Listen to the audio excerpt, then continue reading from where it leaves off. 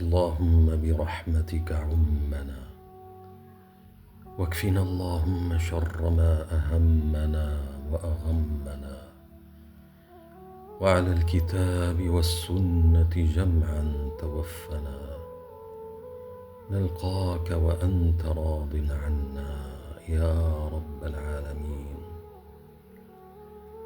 اللهم مغفرتك أوسع من ذنوبنا، ورحمتك أرجى عندنا من أعمالنا.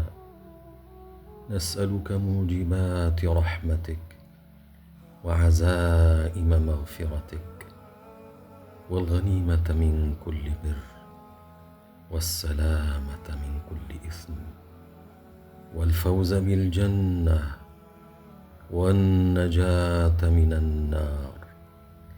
لا تدع اللهم لنا ذنبا إلا غفرته، ولا هما إلا فرجته، ولا دينا إلا قضيته، ولا مريضا إلا شفيته وعافيته، ولا مريضا إلا شفيته وعافيته، ولا مريضا إلا شفيته وعافيته، ولا ميتا إلا رحمته، ولا حاجة لك فيها رضا ولنا فيها صلاح إلا يسرتها وقضيتها يا قاضي الحاجات، يا مجيب الدعوات يا رب العالمين.